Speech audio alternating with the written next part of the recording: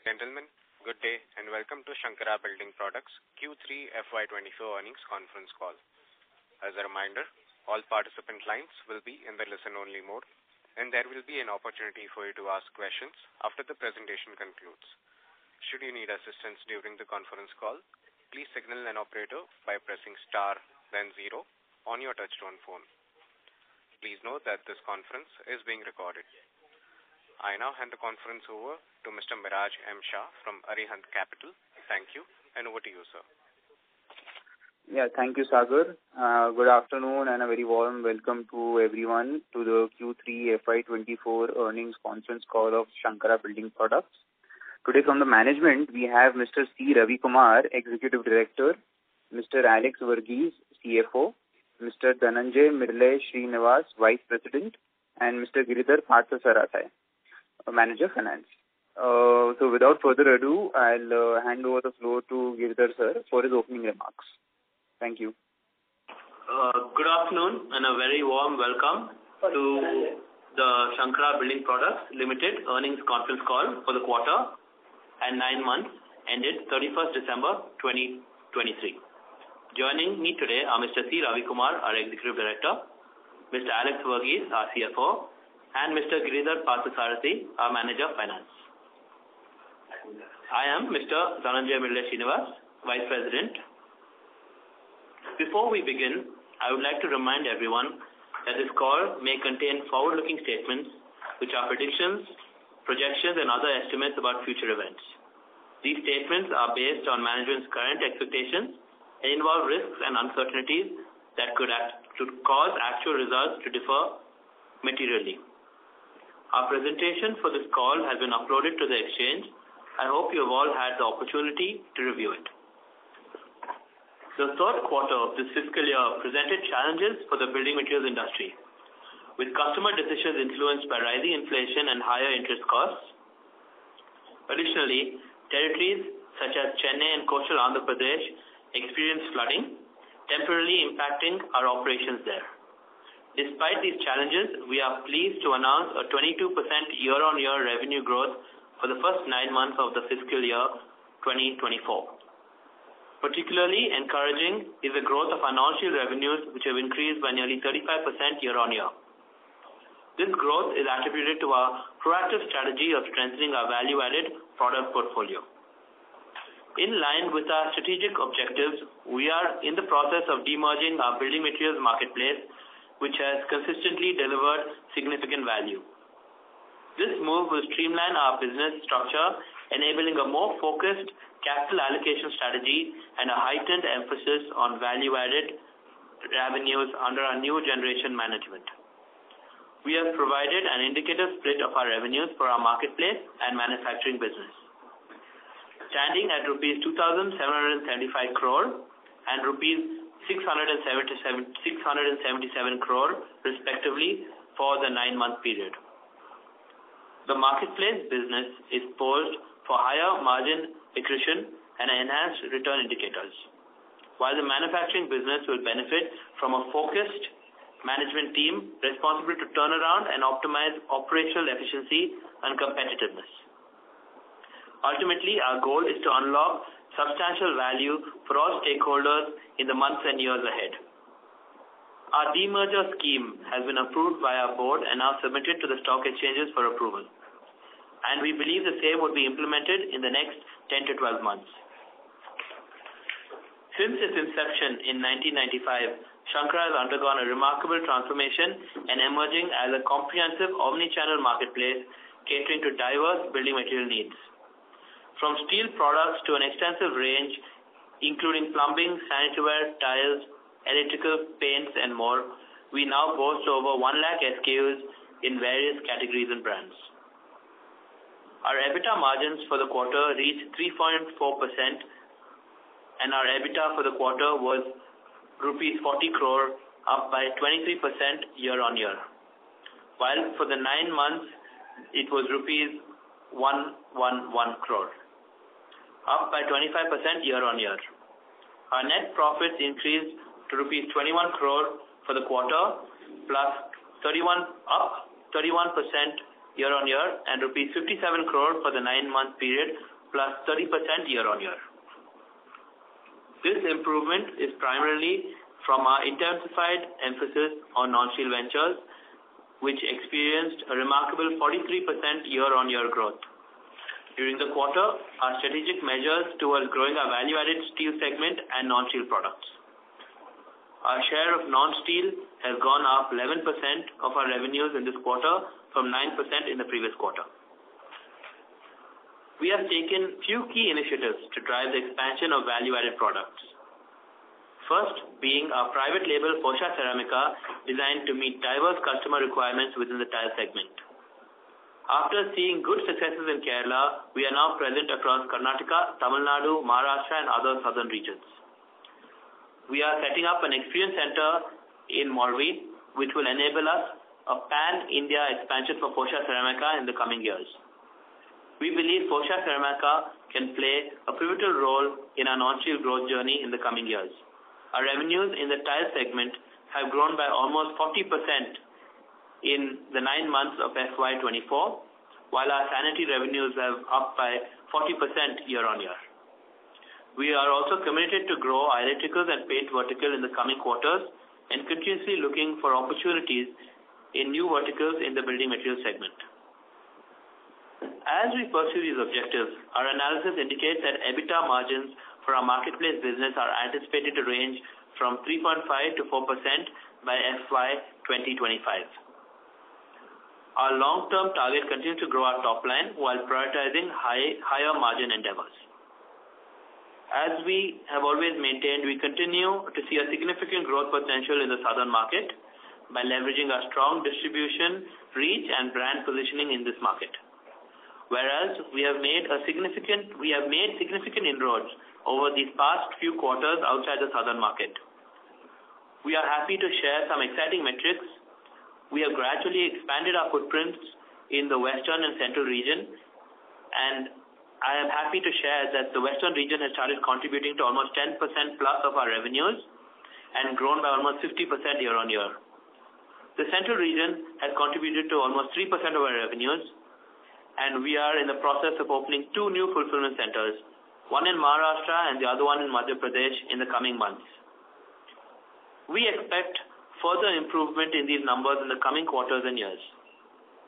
Given our established presence in the south, our endeavor is to continue our cluster-based growth approach and strengthen our penetration in southern regions while expanding to other regions. Our balance sheet continues to remain capital efficient with our asset-light model for store expansion and efficient working capital management measures working.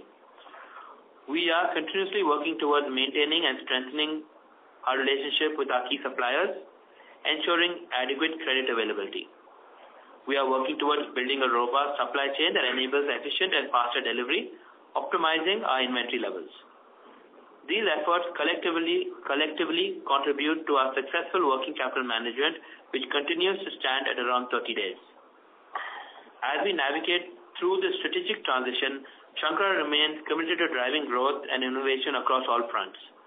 With a renewed focus on our core strengths and strategic initiatives, we aim to solidify our presence in the building materials sector.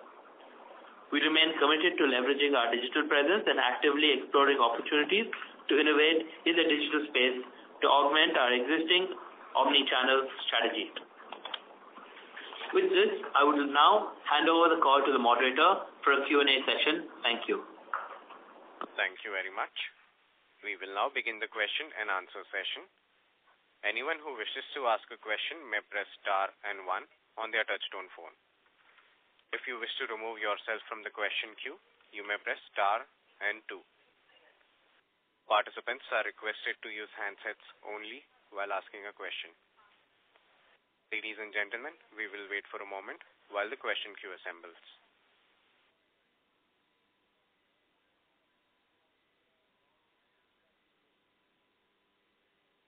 The first question is from the line of Sarang Joshi from Entrust Family Office. Please go ahead.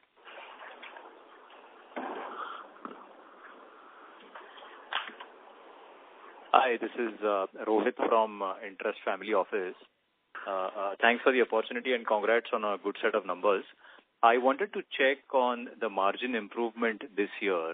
I think if I look at the 9-month numbers, it seems to have come substantially from your non-retail business. I'm referring to slide 9 here, where I think margins at a segmental level have moved from 1.1 to 1.8%. The question is, what has driven this margin improvement and what are sort of steady state margins here in the non-retail piece as we go forward over the next couple of years?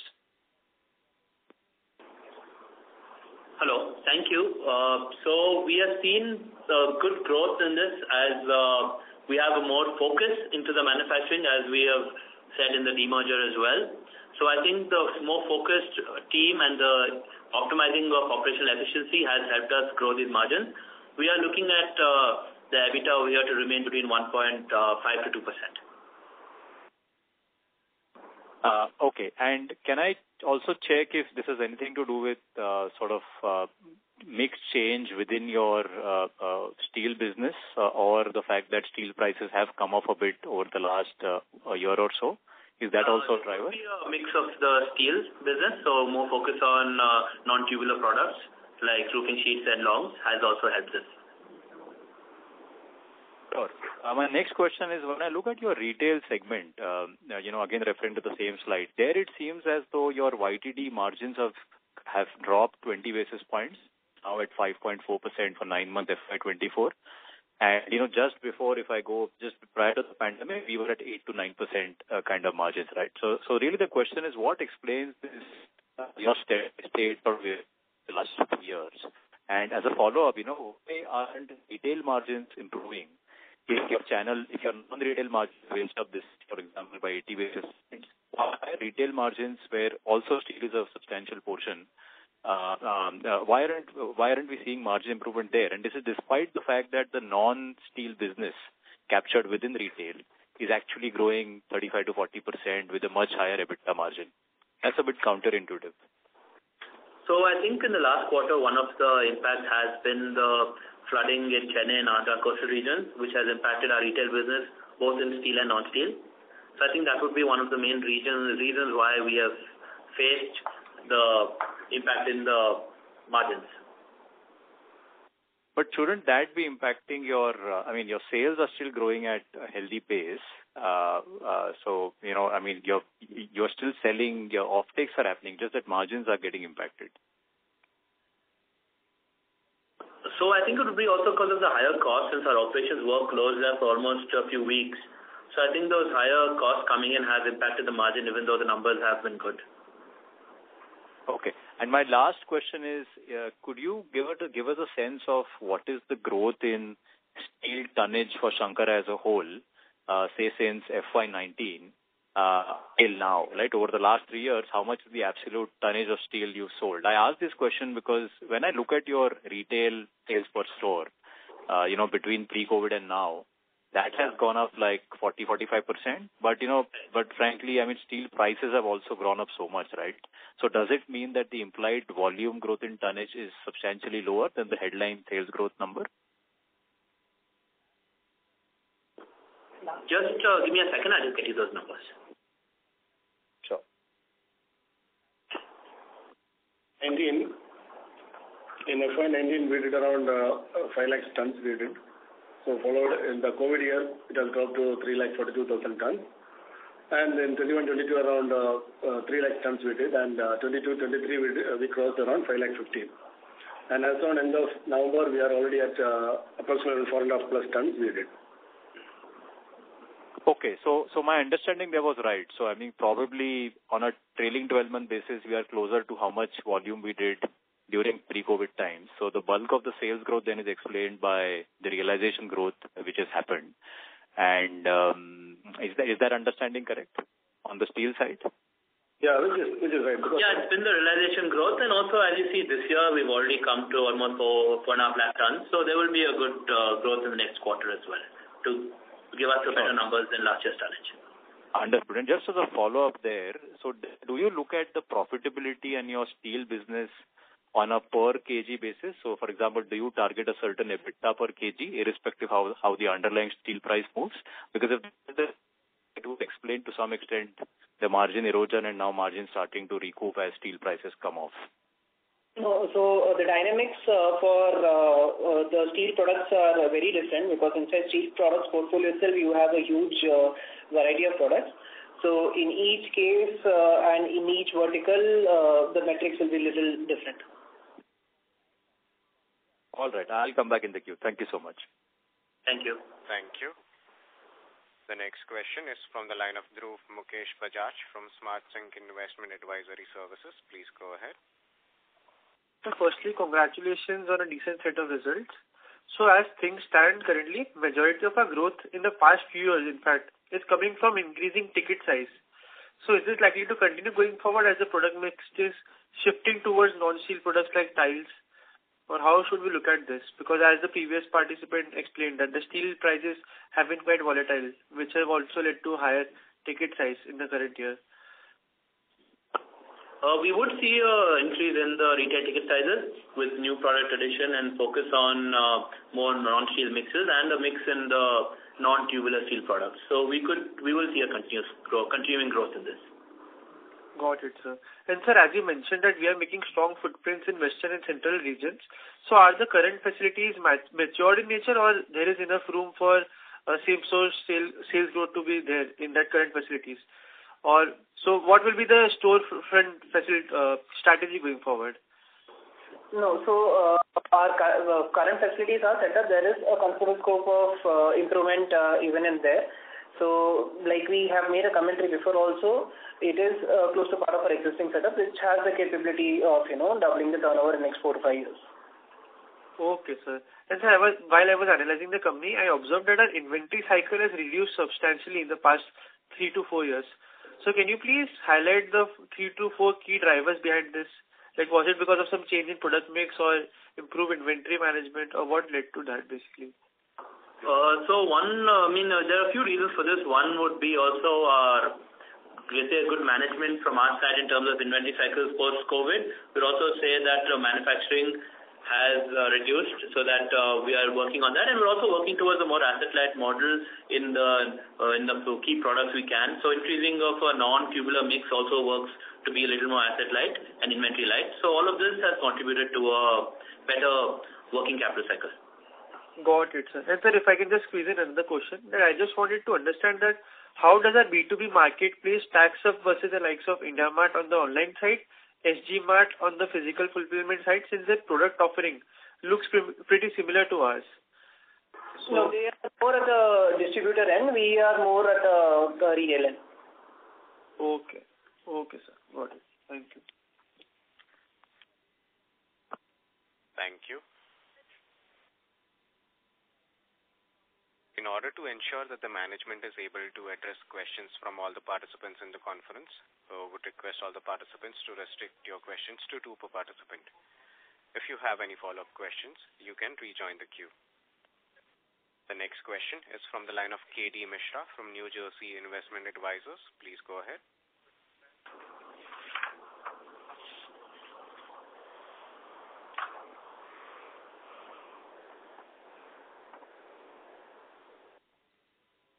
Hello.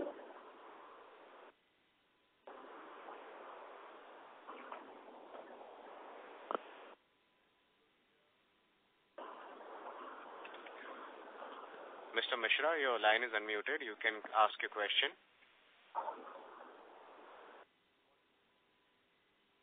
As there is no response from the line of current participant, we will take the next question from the line of Ronak Hemant Ramka from Robo Capital. Please go ahead. Hello, am I audible? Yes, sir, you're audible. Yeah, sir, just want to understand the thing that in the retail stores it is like too much congested. So how do we see, like we are saying we will grow 25 to 30%. So how do we do it? Like we will place more product in the retail stores, then it is already congested. So how will we going to do that? We believe there's still a lot of scope in the retail market. Yes, there are a few multiple players, but I think there is still a lot of headroom to grow in each vertical and each industry. And we are seeing a strong growth from our existing stores. So I think we feel there is a lot of headway for the growth in the retail. So you are confident of doing 25% kind of growth levels?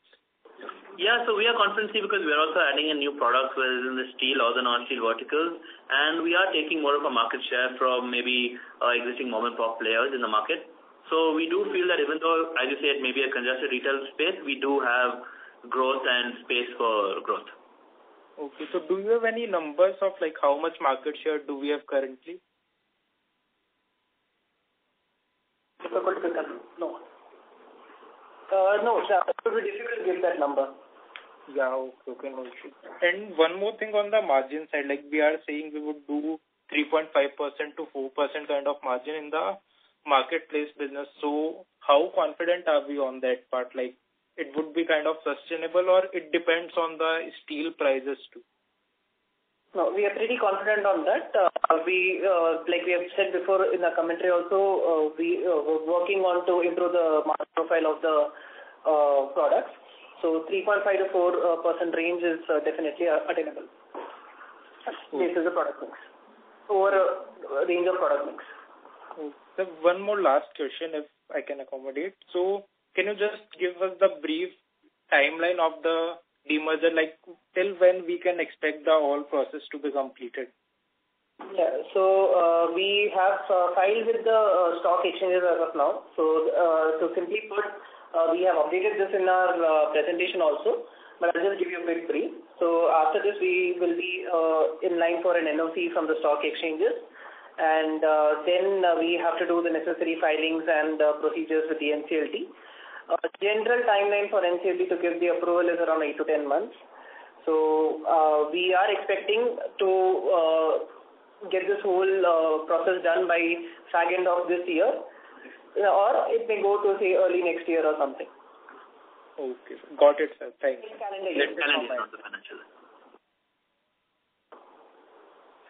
Thank you. The next question is from the line of Siddharth Agarwal from ASAM Capital. Please go ahead. Hi, good afternoon, sir. So congratulations for a great set of numbers. Thank you. I wanted to know a little bit more about our plan for scale-up of non-steel business. Currently, we have done really well in the tiles, and from what I understand, it has been introduced in only a certain part of the country. So could you talk a little bit about how our expansion plans are for the non-steel business side in the coming years? So, as we have said, we have 2-3 opportunities and plans for the growth of the non-steel business. We have, as you said, seen a 40% growth in our sanitary ware and a 40% growth in the 9 months for our tiles as well. In tiles, our private label, Fosha Ceramica, is yielding us good results. After having good, we can say, a market presence and good success in the market of Kerala the last financial year, we have expanded to other southern markets as well as Maharashtra. We are opening maybe by the end of February, early March, an experience center in Morbi, almost a 20,000 square feet experience center, which will also cater and allow us to look at pan-India expansion in the coming years.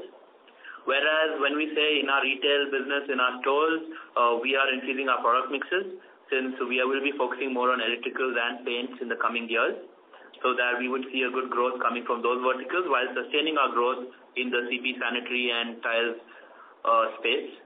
We also have a lot more growth in certain markets, since we have only a limited presence in Tamil Nadu and Kerala, being in only certain locations.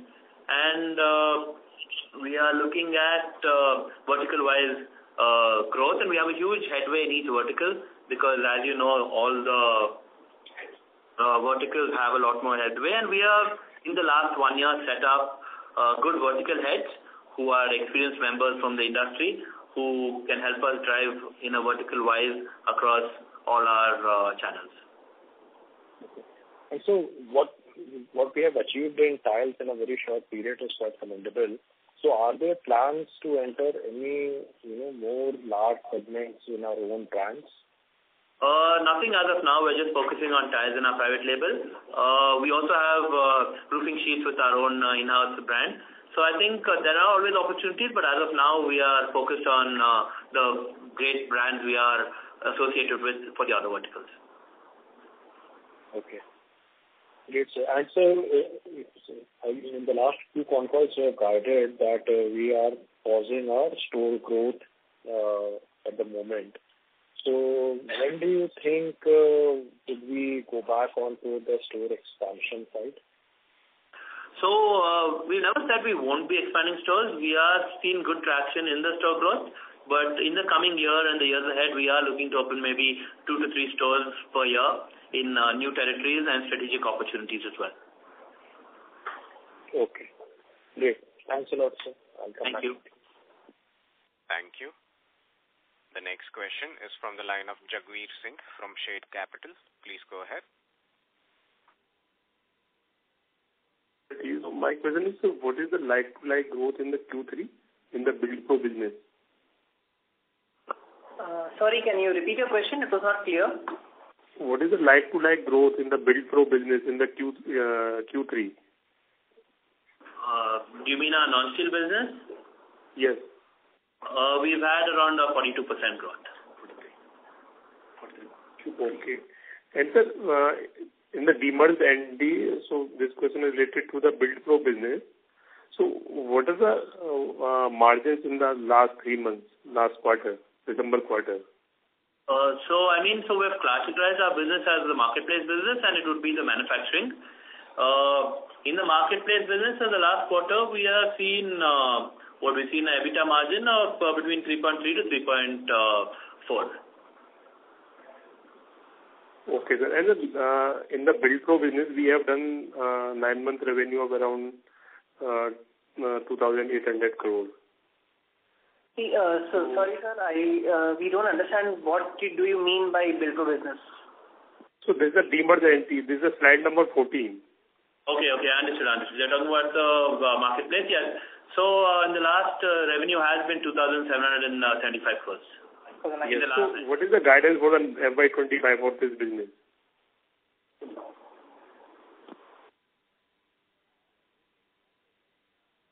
Currently, it's discussed to give guidance at a standalone. We will give you the consolidated. Okay, sir. Thank you. Thank you. Thank you. The next question is from the line of Prince Varghese from Tavasya Capital. Please go ahead. Yeah, 1 second. Can you hear me? Yeah. Yeah, I'm trying to understand the macro environment. If I look at building material players, sales growth for the past few quarters, it's been muted, like 6-7% only. So be it tiles, ceramics, paints, they are all showing same numbers. On the other hand, if you see the real estate players, especially the Tier 1 and Tier 2 player across the board, they are showing actually robust booking. So is there a lag effect for these building material players? And when do you think this number may start reflecting in the P&L? Yes, I do believe, I think post-COVID there was hyped up demand which has kind of steadied out this year. So, and as you said, a lot of projects which started pre-COVID and during COVID are at the finishing stages now. But COVID has impacted the start of few projects, which we have seen a good beginning base and foundation in this last 9 months. I believe that it is a lag, and I think coming forward there should be a better growth in the coming quarters and years. We have still been able to have a good growth because we've been increasing our market share, and because of the number of verticals we're in, we are able to offset maybe vertical-wise hits that are coming in the industry. And your partners are also growing at the same pace? If I just wanted to know. I would not say. We really don't have much. Our partners as in our suppliers are seeing, I think, various levels of growth because different companies are in, again, different stages of growth and different stages of market share. But big players have seen, I think, at least double-digit growth this year. So you mean to say it's just a matter of time before, the numbers will start showing in the P&L? Yes, I do believe the numbers will start showing in a matter of time. Yeah, and one more question. I'm seeing for the past many quarters, promoter shareholding is, consistently decreasing by 1 or 2%. So just want to know the reason behind that. Actually, except for the one deal with ACL, there has been no other sell. Actually, we have acquired more shares as a promoter group. At a percentage level, it is showing a little decrement because of the APL subscribed to its share warrants. Overall, the promoter stake has not decreased. So APL is the only reason. Otherwise, there is no offloading apart from that. No, nothing. Okay. Thank you. Thank you. The next question is from the line of Deepak Poddar from Sapphire Capital. Please go ahead. Hello. Yes, sir. Am I audible? Yes. Yeah, thank you very much, sir, for the opportunity. So, just first up, I wanted to understand, I mean, at the company consolidated level, in the past, we have been speaking about 25-30% CAGR over the next 3-4 years. So that's what we currently as well looking at? See, here we would be looking to grow around at an EBITDA level or an overall EBITDA level growth we would be focusing on. So top line we will assess and come back to you on that. Okay, so top line can be moderate then. So what would be the revised range that we can look at over the next 3-4 years? See, annually we are looking at to grow at 25%. And your voice cracked. Can you just repeat? Your voice cracked. Annually we are looking at to grow at 20 to 25% range, and we are expecting that to reflect at our EBITDA levels also. So total EBITDA. So EBITDA also similar 20-25% range. Yes. Growth. And when we say 20-25%, so these two different entity, how would you see these two different entity growing, the marketplace as well as the manufacturing unit? How would the CAGR work for these two entities? No, so considerable amount of working is still going on that, so we don't want to make any commentary on it. We don't want to make, but ideally it would be fair to say that your manufacturing, the smaller piece will grow at a faster rate? Yes, it can. It can, right? Because it's a smaller scale business. And just came out with the deck and everything else. We are also working on the exact numbers before we could give you, I think, a clear picture on the two entities in terms of growth. Fair enough. I got it. And in terms of manufacturing unit, what can be the potential in terms of margin? I mean, once we become steady state and scale that particular business, so would you be able to throw some light on that? No. See, currently, basis of deck, what we have given, we would like to stick to it. Going ahead, we'll assess and see how it pans out. Okay. Fair enough. I think that's it from my side. All the very best to you. Thank you. Thank you. The next question is from the line of Sarang Joshi from Entrust Family Office. Please go ahead. Hi. Thanks for the opportunity again. A few questions. On your tonnage growth, which we discussed earlier on the call, so now basically we've done about 5 lakh tons point to point if I go back pre-COVID and where we are today, ballpark. And obviously now because volumes have completely normalized, I presume volumes would grow from these base, right? At some point they will become 6.5, 7, 7.5, they'll probably double at some point in time. Now your store base has come down from 30-odd stores to 90-odd stores. So the tonnage sold per store is already probably hitting a peak. So I fail to understand how without adding stores aggressively, you can sustain your 20-25% growth target, which I presume bakes in a substantial share of volume growth, right? Because we don't know what steel prices do over the coming years. So I don't believe that we've hit the peak tonnage in all our stores. There is huge infrastructure growth happening around, and as you know, steel is an evergreen commodity which is always required for construction. We believe that tonnage can grow in the coming years without additional of stores. But apart from our channel enterprise is also growing, so we do feel that the different verticals and different channels will give us the tonnage growth from the same fulfillment centers. Yeah, really my concern is that, if you look at really as investors, what we price is your retail business, right, which is higher margin, which does 5% with the capital efficient, higher ROCE. Your channel business, we all know that margins are about 1.5%, very volatile. Now, to add to that, your share of retail sort of revenues, FY12, FY13, these used to be 20. And annual report, you all spoke about this being the price asset and taking it substantially. This went up to about 58% until FY21. But last 2-3 years, I have seen that your retail share has started to drop, which means that a lot of your volume growth has been driven through the non-retail business, which is lower margin and obviously lower ROC. So where does this settle over the next 3-4 years? Because longer term, we would want to increase our retail share, right? So how would it be? I think after the way post-COVID, the way the markets were, there was an immediate requirement in the channels. I think it would settle at 55% retail and 45% for the other channels. Saying that also with our additional of 1 or 2 stores or 2 to 3 stores every year and then 2 new fulfillment centers coming up in MP and Maharashtra, we can see this growth coming up even in the retail line and not just in channels. And also, as we know, the non-steel coming up will also improve our tonnages of maybe TMT and other longs. Sure. And the last bit is, on the steel margins, I wanted to just double check. My calculation suggests that, because currently your bulk of your non-steel business is basically being channeled through the retail piece, if I look at slide 9, right? And if that is correct, and if non-steel makes 5.5% EBITDA margin, my calculation implies that the steel business which is sold through a retail segment is not actually a low margin. It actually does 5-ish % margin, right? So then what explains the margin difference between steel sold within the retail segment, which is 5%, and steel sold within the non-retail segment, which is like 1.5-2%?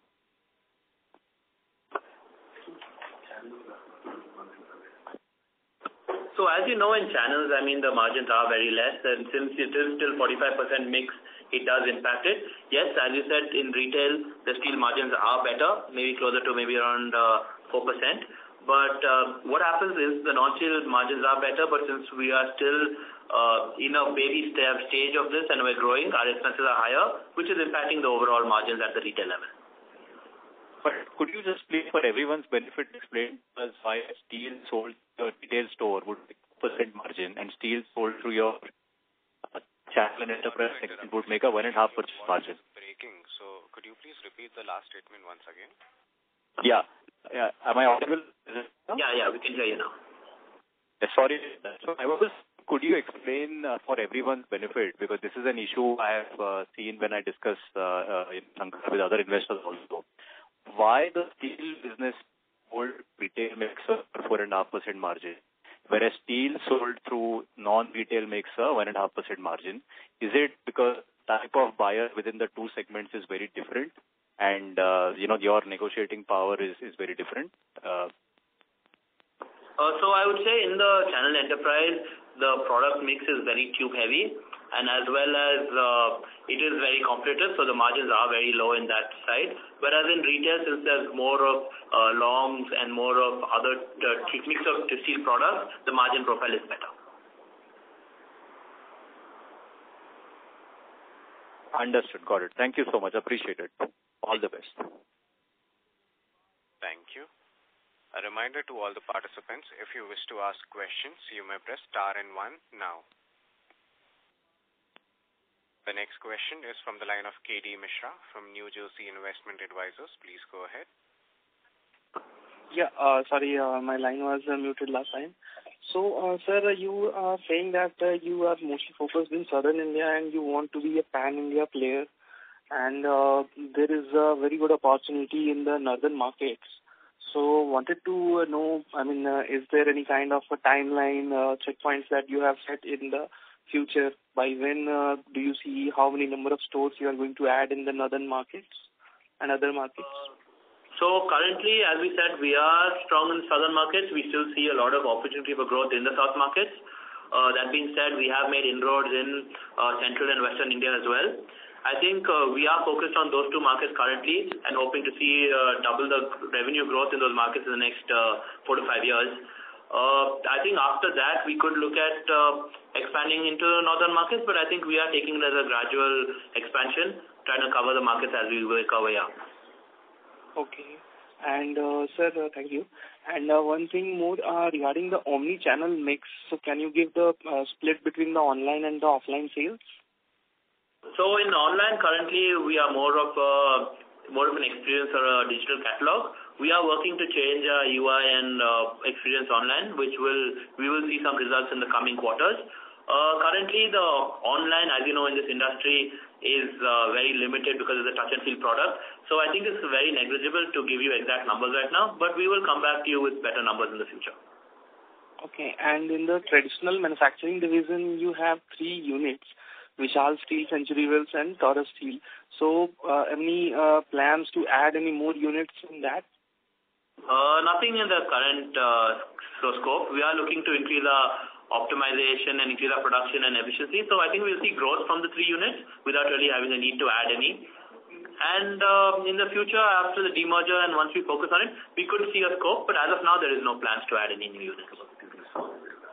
And, sir, if I could squeeze one more regarding the manufacturing of Photiya Ceramica. So what are the contribution margins here? We are gross margins of around 12 to 15%, and since we are still very nascent in this business, the expenses are higher. We should see a better realization of EBITDA in the coming years ahead in the Photiya Ceramica. So this is including the COGS is including the fuel costs? Yes, it's including all the costs. Okay, sir. Thank you. That's all from me. Thank you. Thank you. The next question is from the line of Gunit Singh from Counter Cyclical. Please go ahead. Hi, sir. Good afternoon. So I just would like to understand why are we earlier, we were talking about 25 to 30% CAGR, but now you mentioned that we're looking at 20 to 25% CAGR in revenues. Even though, like you mentioned, the steel and retail business, the steel and real estate is picking up and there are more upcoming projects. And also with the demerger, there will be more focus on both the verticals. So, why are we looking at a lower pace of growth as compared to what we spoke about earlier? So I think you could attribute it's not too much low. I think it's only around 5% discrete, but we're looking at overall focusing more on our bottom line as well and increasing our margins with the verticals. So I think the focus between both of these would still give a 20 to 25% CAGR with better margin profile. All right. So if we're looking at 20-25% CAGR in revenues and we're talking about better margins going forward, so should we be looking at like 30 to 35% growth in the EBITDA? Our aspiration would be 25 to 30% growth in the EBITDA. All right. And so previously, in the earlier con calls, we had spoken about reaching 10,000 CR revenues by FY 27-28. So, what are your opinions of that as of today? I think with the demerger and the two entities getting split, we may reach it at a consolidated level, but I think we'll have to get back to you on those workings because, as I said, we're very new into the demerger and we're still working out all the exact numbers and the spread of the two companies. All right. And sir, 20 to 25% growth in revenue. So, what vertical do we expect to grow faster in the coming years? We would maintain that we would still look at a 40% growth for the non-steel vertical, whereas steel would still continue to grow at the 20%. So I think when you take it at the consolidated level, it will come to that 20 to 25, but you could see a more, a higher growth focus and a higher percentage growth focus in the non-steel business. All right. So I was talking about the two entities, after demerger. So what kind of, which entity do we expect to grow faster between the two, manufacturing or marketplace? I think we would see growth in both of them. I think we need to work out the exact numbers to see how much we could get growth from our manufacturing businesses, since now they have a separate focus for them. But overall, I think we would see a good growth on both sides, with the maximum growth coming from the non-steel. All right. That's all from my side. Thank you. All the best. Thank you. Thank you. The next question is from the line of Suryansh from Dizex Enterprise LLP. Please go ahead. Yeah, my question was that on the retail front, that in terms of like if we want to acquire, do we have the capabilities of the store which we want to acquire in the market, like in terms of acquisition, not like we have to build or operate? That is my question. We are really not looking at any acquisitions at the time being. I think we have a good model and a good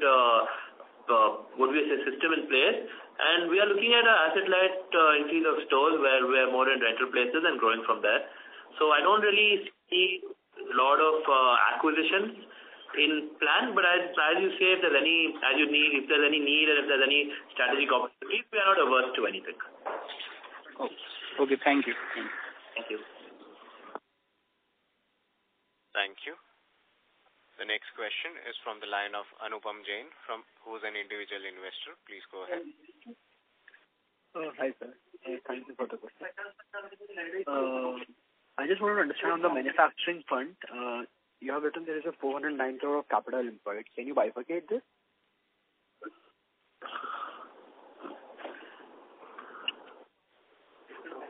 So we are working on that. We'll get back to you on that. Because as I was looking, it's showing me that you have fixed assets of 287 crores in your balance sheet as of September. Yeah. So I couldn't match the calculation. If you can give me that calculation.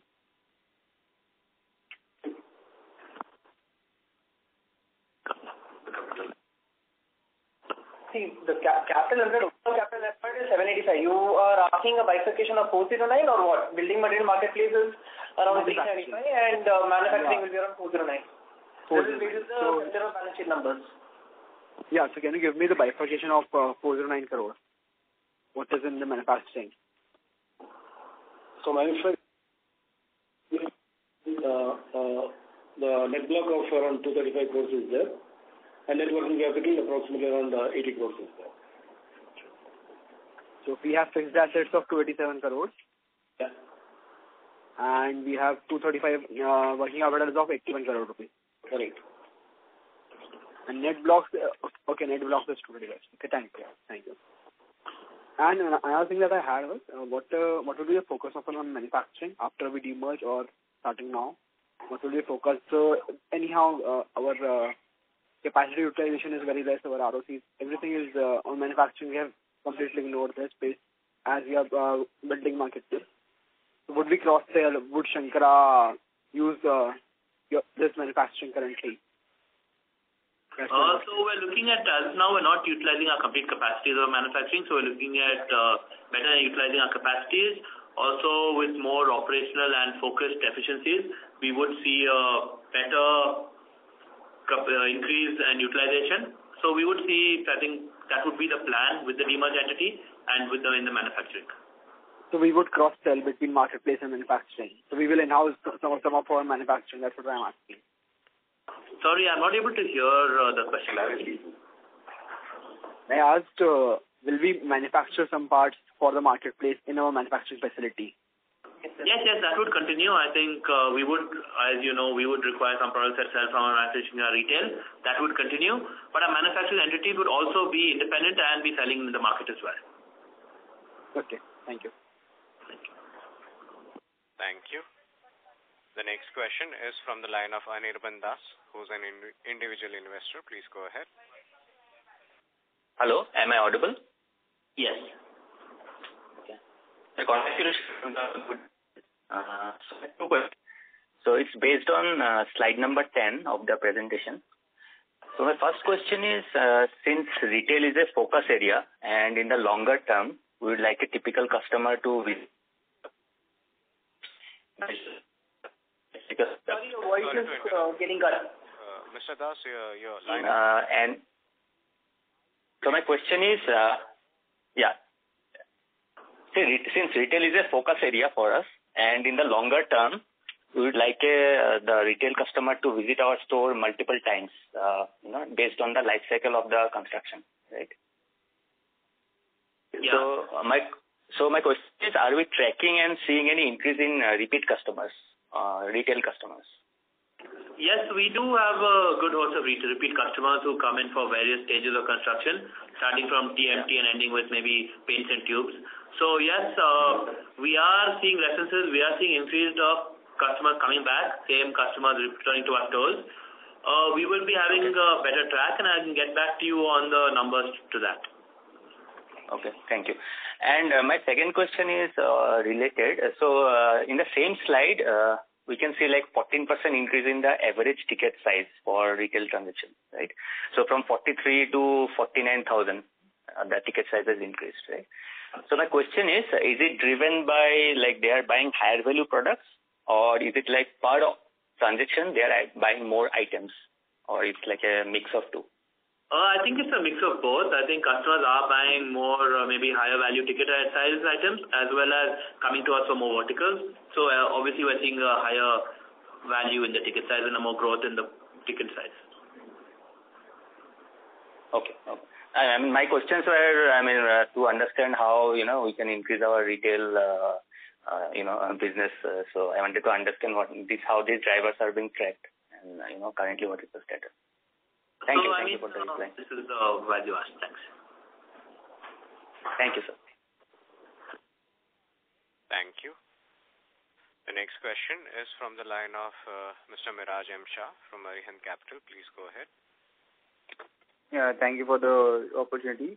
Sir, wanted to understand on the traditional manufacturing division that we have, where we have 3 units, Vishal Steel and Taurus Steel and Century Wells. So you've mentioned that the current utilization is only 40%. So what do we aim to take this to post the division of the 2 entities, and by how fast can we ramp this up? Because I believe demand is present. So just want to understand how fast can we ramp it up? So one is we're looking in the next 3 to 4 years to come to our maximum utilization of the capacity. And there is a demand in the market we have huge headways in all verticals to grow. So I don't see any impact in the demand side. Focus is on. So 3 to 4 years is what you're saying to ramp it up to 100% or the optimum utilization? Yes. We're looking at 3 to 4 years to ramp up to optimize. And the sale of products from these entities would be through our own channels or to project businesses or to both? There would be partly through our own channels, very limited. Most of it would be direct to parties and direct to other customers. Understood. And just wanted to understand one more thing, that looking at the presentation, how we are penetrated extremely in the southern markets and we started in the central and western markets. Wanted to just understand the thought process. When do we choose to enter a new market? Is it when we feel the existing territories are saturated, or when the opportunities in other markets are significantly justifiable to enter? Just wanted to understand the thought process, basic thought process over here. It would be a mix of both. I think it's more of as we seed new markets with opportunities, we always seed with our steel business because that is our legacy business, and that's what we start off with.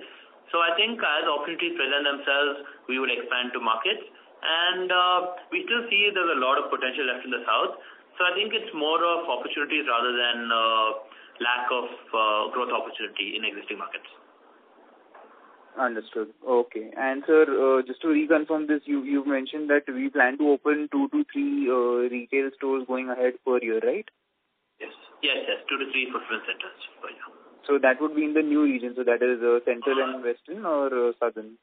Not necessarily. I think it would be wherever we see the opportunity. So maybe you could see a 50-50 split between the 2 regions. Understood. Okay. All the best, sir. Thank you so much. Thank you. Thank you. As there are no further questions from the participants, I now hand the conference over to Mr. Miraj M. Shah for closing comments. I thank you everyone for being present on the call today, and big thanks to the management as well. I hand over the call to Dhananjay sir for any closing remarks. Thank you everyone for taking time out of your busy Wednesday afternoon to attend this call with us. We hope we're able to answer all your questions, and you have a great rest of the day. Thank you. Thank you. On behalf of Shankara Building Products, that concludes this conference. Thank you for joining us. You may now disconnect your lines.